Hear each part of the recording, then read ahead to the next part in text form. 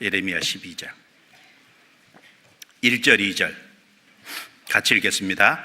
여호와여, 내가 주와 쟁변할 때에는 주는 의로우시니이다. 그러나 내가 주께 질문하옵나니 악한 자의 길이 형통하며 패역한 자가 다 안락함은 무슨 영권이이까? 주께서 그들을 심으심으로 그들이 뿌리가 박히고 장성하여 열매를 맺었거늘 그들의 입은 주께 가까우나 그 마음은 머니이다. 예레미야도 어린 시절 하나님의 부름을 받고 하나님 안에서 계속해서 사역을 감당해 오는데, 그런데 자기는 너무너무 어려운 일이 많은데 악한 자의 길이 형통하고 패역한 자는 안락하다는 거예요. 그걸 보면서 역시 회의감이 들었잖아요. 악한 자의 길이 형통하며 패역한 자가 다 안락하면 무슨 용고입니까? 왜 그렇습니까, 하나님? 그리고 2절에 주께서 그들을 심으심으로 그들의 뿌리가 박히고 장성하여 열매를 맺었거늘, 이게 이제 악한 사람이 잘 된다는 걸 이렇게 표현한 거예요. 하나님이 그들을 심고 그들에게 열매를 주셨기 때문에 그들이 장성하고 열매 맺었습니다. 그러나 그들의 입은 주께 가까운 것 같지만 마음은 주님께 먼 사람입니다. 그런 사람들이 왜 이렇게 창성합니까? 이제 마음속에 일종의 회의감이 있고 원망이 있는 겁니다.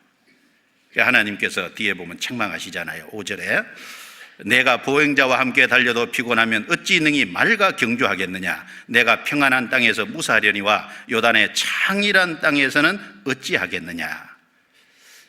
무슨 말입니까? 예레미야, 너 정신 차려라, 그 말이잖아요. 이제 예레미야가 1장부터 이제 12장까지밖에 안 왔잖아요. 예레미야 이제 52장까지 가야 되는데 앞으로 갈 날이 한참 많은데 조금 살아와 놓고 지금 이제 그 말 하면 어떡하냐, 그 말이에요. 이제 마음에 자꾸 주저앉을 마음을 너 가지면 어떡하냐, 그 말입니다. 너 지금은 어려운 것 같아도 보행자와 달리고 있는 거다. 너 지금 말과 경주하는 건 아니지 않냐? 그리고 네가 지금은 평안한 땅에 있는 건데 요단의 창이란 가운데 들어가면 목숨이 위태위태한, 나중에 보면은 쇠고랑이 차고 감옥에 던져지고 굴에도 던지고 그러잖아요. 그런데 들어가면 너 어찌하려고 지금 이러고 있냐? 하나님이 책망하시는 거지 않습니까? 이제 예레미야는 하나님의 책망을 듣고 다시 용기를 내서 일어서잖아요. 누구든지 악인의 형통과 의인의 고난을 이렇게 대비해서 이제 육신적으로만 바라보면요, 누구든지 신앙의 회의감이 들 수 있고 신앙의 부정적인 생각이 자기도 모르게 마음속에 들어올 수 있습니다.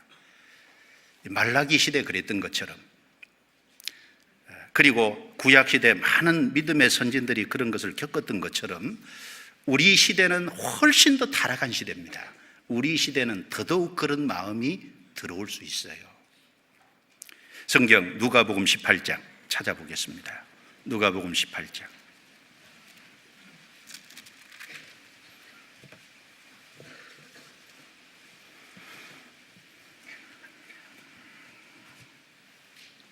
누가복음 18장 8절입니다.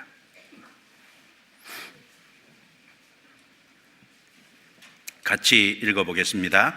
내가 너에게 이르노니 속히 그 원한을 풀어주시리라. 그러나 인자가 올 때 세상에서 믿음을 보겠느냐 하시니라. 예수님이 공생의 기간 중에 하신 말씀인데, 인자가 올 때에는 여기 재림 때입니다. 재림 때 세상에서 믿음을 보겠느냐? 구원받은 사람이 없다, 그 말이 아니죠.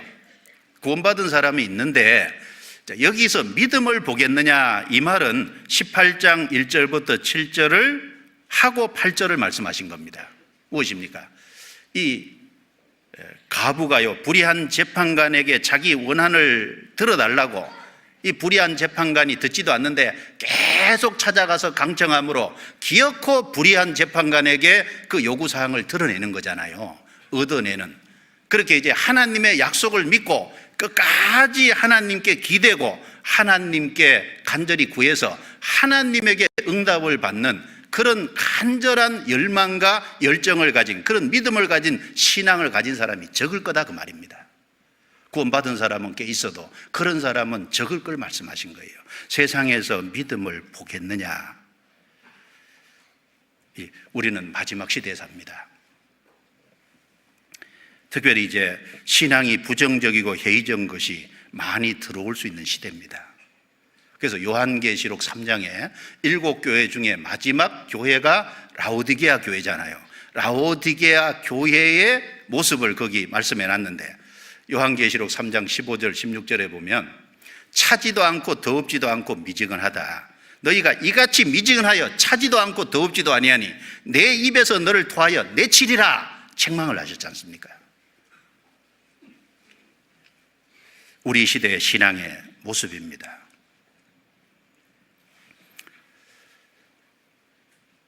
신앙의 회의감이 들어올 수 있는데 그걸 잘 지켜야 됩니다. 자칫 잘못하면 신앙의 회의감이 들어오고 그걸 이겨내지 못하면 자기도 모르게 주저앉게 돼요.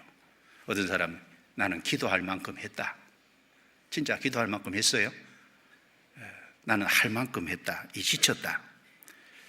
나는 교제도 잘 나오고 열심히 이제 살아가는데, 안 믿는 불신자들은 잘만 돼가는데 나는 왜 이 모양 이 꼬라지냐, 그러는 사람들이 있습니다.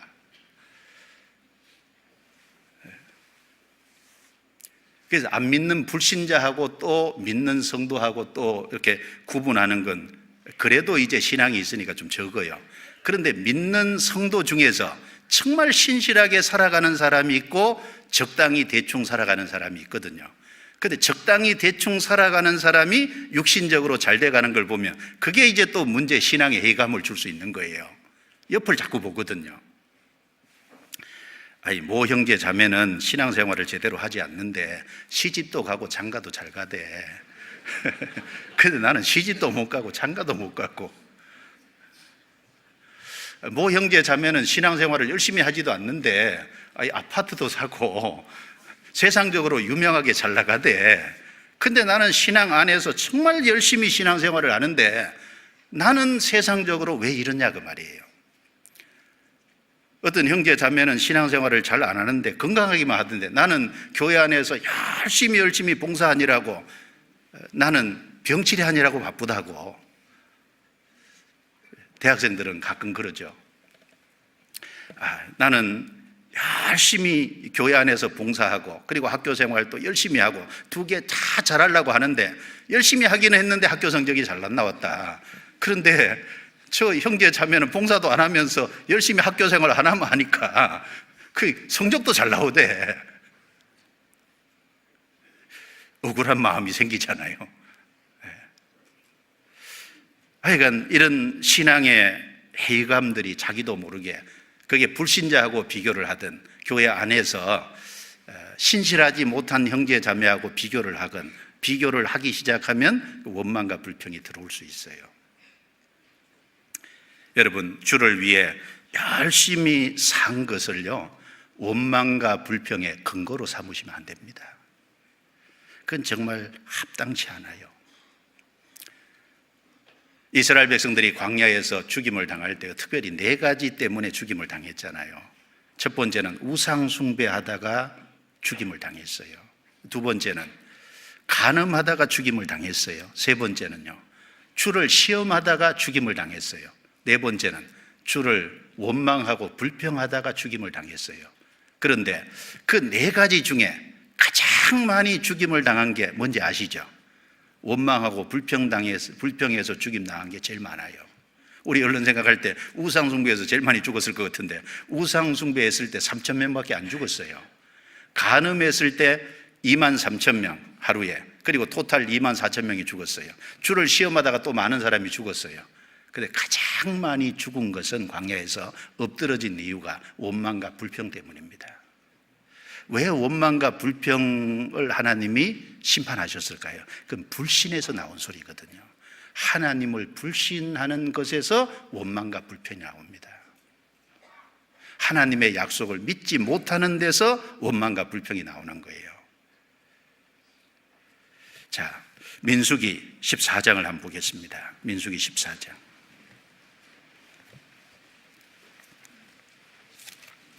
민수기 14장.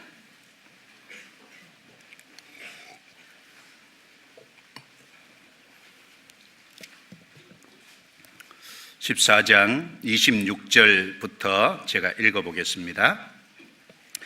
민수기 14장 26절, 구약 218페이지 14장 26절. 여호와께서 모세와 아론에게 일러 가라사대 나를 원망하는 이 악한 회중을 내가 어느 때까지 참으랴. 원망이잖아요. 이스라엘 자손이 나를 향하여 원망하는 바 그 원망하는 말을 내가 들었노라. 원망하면 그 말도 하나님 들으세요. 그들에게 이르기를 여호와의 말씀에 나의 삶을 가르쳐 맹세하노라. 너희 말이 내 귀에 들린 대로 내가 너희에게 행하리니 너희 시체가 이 광야에 엎드러질 것이라. 너희 20세 이상으로 계수함을 받은 자 곧 나를 원망한 자의 전부가 여분네 아들 갈렙과 눈의 아들 여호수아 외에는 내가 맹세하여 너희로 거하게 하리라 한 땅에 결단코 들어가지 못하리라. 전부라 그랬습니다. 원망 불평 때문에 가장 많이 죽임을 당했어요. 그럼 우리가 한번 생각해 봅시다. 왜 원망과 불평을 할까요? 물론 불신 때문에 원망과 불평합니다. 근데 원망과 불평을 하는 사람들은 뭔가 조금 오해하는 것이 있는 것 같아요. 왜 원망과 불평을 하냐? 말라기 3장 찾아보겠습니다. 본문으로 넘어가 보시죠.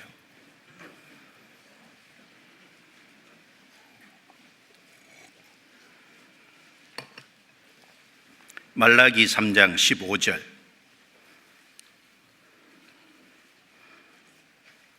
같이 읽겠습니다. 지금 우리는 교만한 자가 복되다 하며 악을 행하는 자가 창성하며 하나님을 시험하는 자가 화를 면한다 하노라 함이니라. 왜 사람이 원망하고 불평하냐면 지금이 문제입니다. 신앙생활을 한 보상이요, 현세 즉각적인 보상이 될 것을 기대하니까 이게 원망하는 거예요.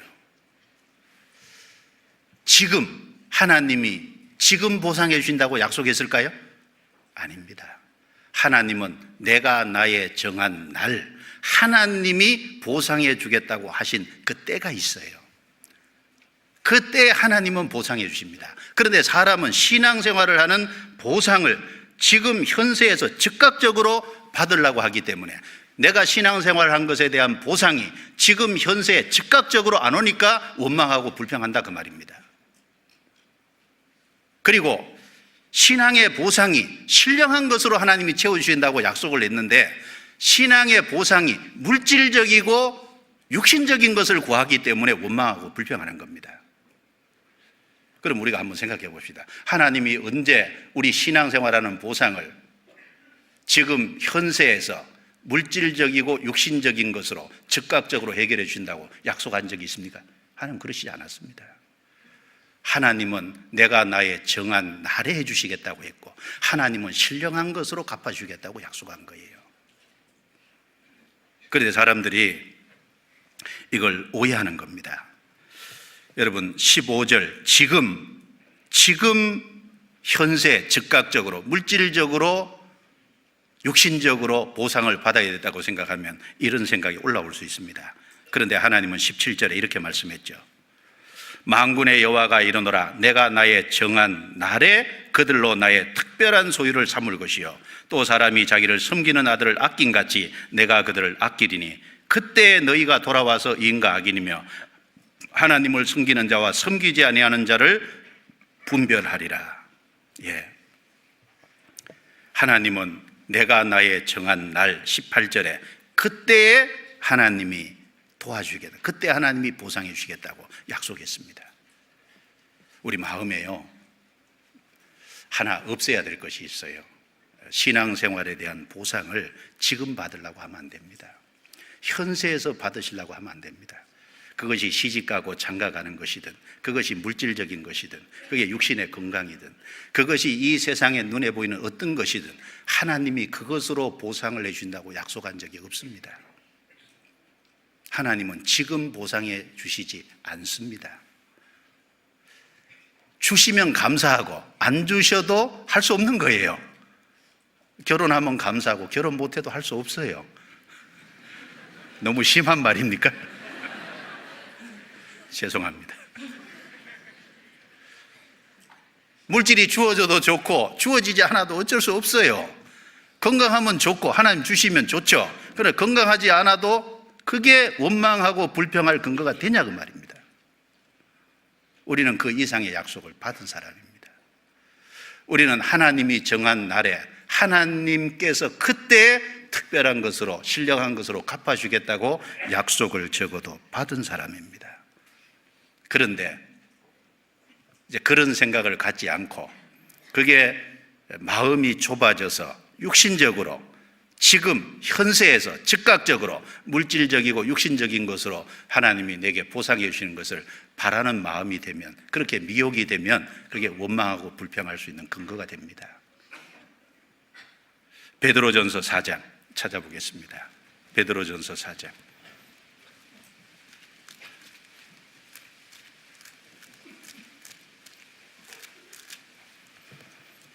13절입니다.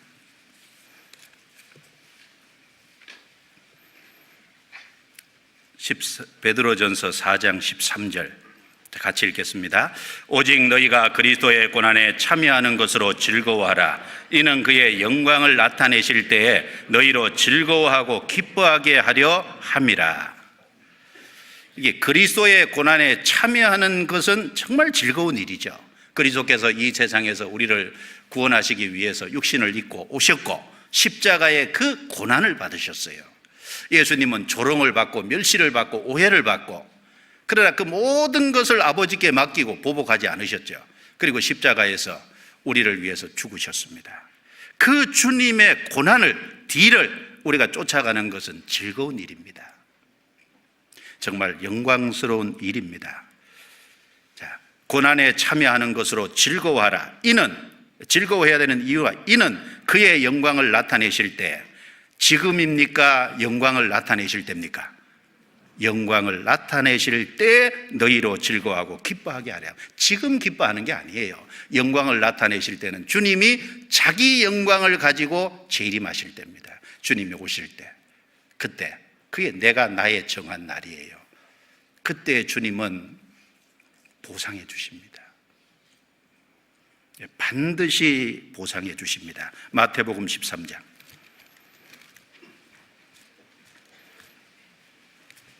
43절.